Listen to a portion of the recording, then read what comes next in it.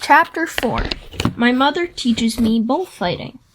We tore through the night along dark country roads, wind slamming against the Camaro. Rain slashed the windshield. I didn't know how my mom could see anything, but she kept her foot on the gas. Every time there was a flash of lightning, I looked at Grover sitting next to me in the back seat, and I wondered if I'd gone insane or if he was wearing some kind of shag carpet pants. But no, the smell was one I remembered from the kindergarten field trips to the petting zoo. Lanolin, like from wool, the smell of a wet barnyard animal. All I could think to say was, "So you and my mom know each other?" Grover's eyes flitted to the rear-view mirror, though there were no cars behind us. "Not exactly," he said. "I mean, we've never met in person, but she knew I was watching you." "Watching me?" "Keeping tabs on you, making sure you are okay. But I wasn't faking being your friend," he added hastily. "I am your friend." What are you exactly?" "That doesn't matter right now." "It doesn't matter? From the waist down, my best friend is a donkey." Grover let out a sharp, throaty blah. I'd heard him make the sound before, but I'd always assumed it was a nervous laugh. And now I realized it was more of an irritated bleat. "Goat!" he cried. "What?" "I'm a goat from the waist down." "You just said it didn't matter." "Blah ha ha! There are satyrs who would trample you from under hoof for such an insult." "Whoa, wait, satyrs? You mean like Mr. Brunner's myths? Were those old ladies at the fruit stand a myth, Percy? Was Mrs. Dodds a myth?" "And so you admit there was a Mrs. Dodds?" "Of course. Then why?" "The less you know, the fewer monsters you attract," Grover said, like that should be perfectly obvious. "We put mist over the human's eyes. We hoped you'd think that the kindly one was a hallucination, but it was no good. You started to realize who you are." Wait a minute, what do you mean?" The weird bellowing noise rose up again somewhere behind us, closer than before. Whatever was chasing us was still on our trail. "Percy," my mom said, "there's too much to explain and not enough time. We have to get you to safety." "Safety from what? Who's after me?" "Oh, nobody much," Grover said, obviously still miffed about the donkey comment. Just the Lord of the Dead and a few of his bloodthirstiest minions." "Grover!" "Sorry, Mrs. Jackson. Could you drive faster, please?" I tried to wrap my mind around what was happening, but I couldn't do it. I knew this wasn't a dream. I had no imagination. I could never dream up something this weird. My mom made a hard left. We swerved onto a narrow road, racing past darkened farmhouses and wooden hills, and "Pick your own strawberries" signs on white picket fences. "Where are we going?" I asked. "The summer camp I told you about." My mother's voice was tight. She was trying for my sake not to be scared. "The place your father wanted to send you." "The place you didn't want me to go." "Please, dear," my mother begged. "This is hard enough. Try to understand. You're in danger. Because some old ladies cut yarn." "Those weren't old ladies," Grover said. "They were the Fates. Do you know what that means?" "It means the fact that they appeared in front of you. They only do that when somebody's about to die." "Whoa, you said you." "No, I didn't. I said someone." "You meant you, as in me." "I meant you like someone, not you." "Boys," my mom said, and she pulled the wheel hard to the right, and I got a glimpse of a figure she'd swerved to avoid, a dark, fluttering shape now lost behind us in the storm. "What was that?" I asked. "We're almost there," my mother said, ignoring my question. "Another mile. Please, please, please." I didn't know what "there" was, but I found myself leaning forward in the car, anticipating, waiting, wanting us to arrive. Outside, nothing but rain and darkness, the kind of empty countryside you get way out on the tip of Long Island. I thought about Mrs. Dodds and the moment when she changed into the thing with pointed teeth and leathery wings. My limbs went numb from delayed shock. She really hadn't been human. She'd meant to kill me. And then I thought about Mr. Brunner and the sword he'd thrown at me. Before I could ask Grover about that, the hair on the back of my neck rose. There was a blinding flash, a jaw-crackling boom, and our car exploded. I remembered feeling weightless, like I was being crushed, fried, and hosed down at the same time. I peeled my forehead off the back of the driver's seat and said, "Ow." "Percy!" my mom shouted. "I'm okay." I tried to shake off the daze.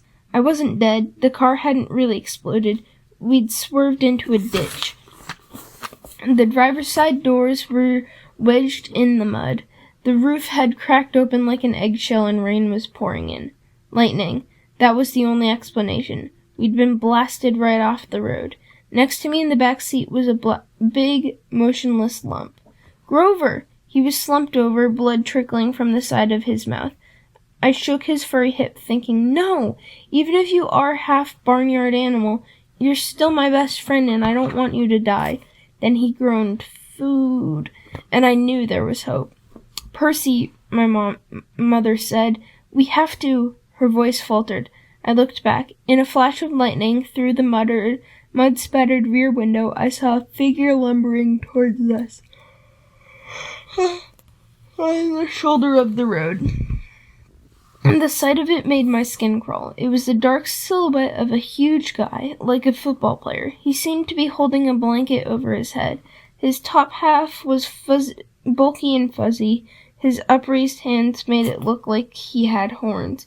I swallowed hard. "Who is Percy?" my mother said, deadly serious. "Get out of the car." My mother threw herself against the driver's side door. It was jammed shut in the mud. I tried mine. Stuck too. I looked up desperately at the hole in the roof. It might have been an exit, but the edges were sizzling and smoking. "Climb out the passenger's side," my mother told me. "Percy, you have to run. Do you see that big tree?" "What?" Another flash of lightning, and through the smoking hole in the roof, I saw the tree that she meant. A huge White House Christmas tree-sized pine at the crest of the nearest hill. "That's the property line," my mom said. "Get over that hill and you'll see a big farmhouse down in the valley. Run and don't look back. Yell for help. Don't stop until you reach the door." "Mom, you're coming too." Her face was pale and her eyes sad as she looked at the ocean. "No!" I shouted. "You are coming with me. Help me carry Grover." "Food!" Grover moaned a little louder. And the man with the blanket over his head kept coming towards us, making his grunting, snorting noises. As he got closer, I realized he couldn't be holding a blanket over his head because his hands, huge, meaty hands, were swinging at his sides. There was no blanket, meaning the bulky, fuzzy mass that was too big to be his head was his head. And the points that looked like horns. "He doesn't want us," my mother told me. "He wants you. Besides, I can't cross the property line." "But we don't have time, Percy. Go, please." I got mad then. Mad at my mother, at Grover, the goat, at the thing with horns that was lumbering towards us slowly and desperately like a bull. I climbed across Grover and pushed the door open into the rain. "We're going together. Come, Mom." "I told you." "Mom, I am not leaving you. Help me with Grover." I didn't wait for her answer. I scrambled outside, dragging Grover from the car. He was surprisingly light, but I couldn't have carried him very far if my mom hadn't come to my aid. Together we draped Grover's arms over our shoulders and started stumbling uphill through waist-high grass. Glancing back, I got my first clear look at the monster. He was 7 feet tall, easy, his arms and legs like something from the cover of Muscle Man magazine, bulging biceps and triceps and a bunch of other seps, all stuffed like baseballs under vein-webbed skin. And wore no clothes except underwear, I mean bright white Fruit of the Looms, which would have looked funny, except the top half of his body was so scary. Coarse brown hair started at about his belly button and got thicker as it reached his shoulders. His head was a mass of muscle and fur leading up to his enormous head, which had a snout as long as my arm, snotty nostrils with a gleaming brass ring and cruel black eyes and horns, enormous black and white horns with points you just couldn't get from an electric sharpener. I recognized the monster all right. He had been in one of the first stories Mr. Brunner told us, but he couldn't be real. I blinked the rain out of my eyes. That's Fast-Faced Son, my mother said. I wish I'd known how badly they want to kill you. But he's the Min. Don't say his name, she warned. Names have power. The pine tree was still way too far, 100 yards uphill at least. I glanced behind me again. The bull man hunched over our car, looking in the windows. Or not looking exactly. More like snuffling, nuzzling. I wasn't sure why he bothered since we were only about 50 feet away. Food? Grover moaned. Shh, I told him. Mom, what's he doing? Doesn't he see us? His sight and hearing are terrible, she said. He goes by smell. But he'll figure out where we are soon enough. As if on cue, the bull man bellowed in rage. He picked up Gabe's Camaro by the torn roof, the chassis creaking and groaning. He raised the car over his head and threw it down the road. It slammed into the wet asphalt and skidded in a shower of sparks for about half a mile before coming to a stop. The gas tank exploded. Not a scratch, I remember Gabe saying. Oops. Percy, my mom said, when he sees us, he'll charge. Wait until the last second, then jump out of the way, directly sideways. He can't change directions very well once he's charging. Do you understand this? How do you know all this? I've been worried about an attack for a long time. I should have expected this. I was selfish keeping you near me. Keeping me near you? But another bellow of rage and the bullman started tromping uphill. He had smelled us. The pine tree was only a few more yards, but the hill was getting steeper and slicker, and Grover wasn't getting any lighter. The bullman closed in. Another few seconds and he'd be on top of us. My mother must have been exhausted, but she shouldered Grover. Go, Percy. Separate. Remember what I said. I didn't want to split up, but I had the feeling she was right. It was our only chance. I sprinted to the left, turned right. I sprinted to the left, turned, and saw the creature bearing down at me. His black eyes glowed with hate. He reeked like rotten meat. He lowered his head and charged, those razor-sharp horns aimed straight at my chest. And the fear in my stomach made me want to bolt, but that wouldn't work. I could never outrun this thing. So I held my ground, and at the last moment I jumped to the side. The bullman stormed past like a freight train, then bellowed with frustration and turned, but not toward me, this time toward my mother, who was setting Grover down in the grass. We'd reached the crest of the hill. Down the other side I could see a valley, just as my mother had said, and the lights of a farmhouse glowing yellow through the rain, but that was half a mile away. We'd never make it. And the bullman grunted, pawing the ground. He kept eyeing my mother, who was now retreating slowly downhill, back to the road, trying to lead the monster away from Grover. Run, Percy, she told me. I can't go any farther. Run. But I just stood there, frozen in fear as the monster charged her. She tried to sidestep as she told me to do, but the monster had learned his lesson. His hand shot out and grabbed her by the neck as she tried to get away. He lifted her as she struggled, kicking and pummeling the air. Mom! She caught my eyes, managed to choke out one last word. Go! Then with an angry roar, the monster closed his fists around my mother's neck, and she dissolved before my eyes, melting into light, a shimmering golden form, as if she were a holographic projection. A blinding flash, and she was simply gone. No! Anger replaced my fear. Newfound strength burned in my limbs.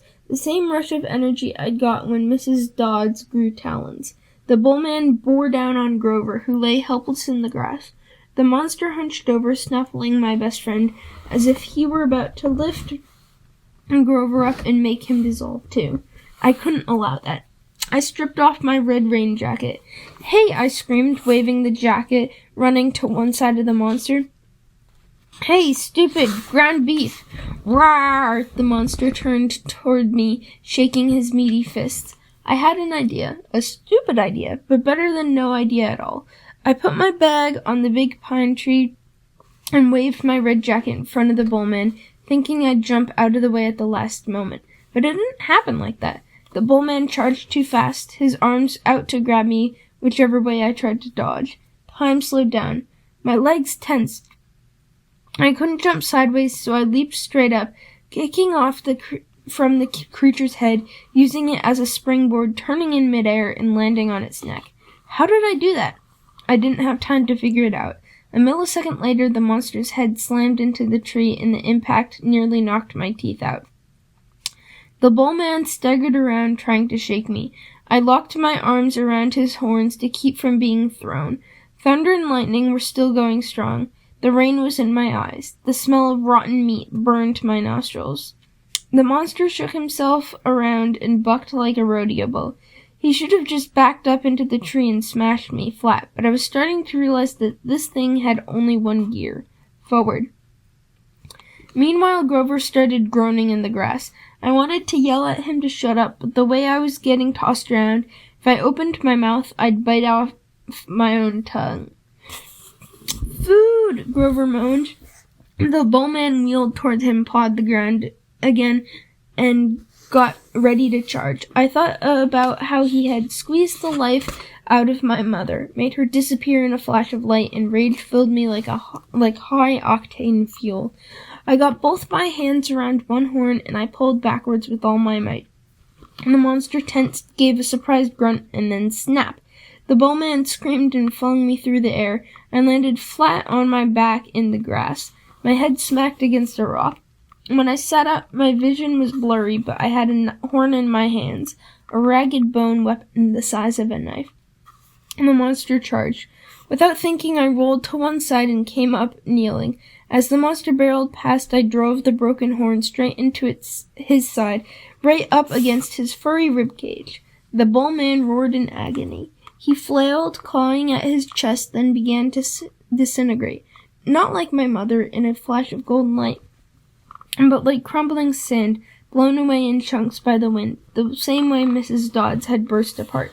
The monster was gone. The rain had stopped. The storm still rumbled, but only in the distance. I smelled like livestock, and my knees were shaking. My head felt like it was splitting open.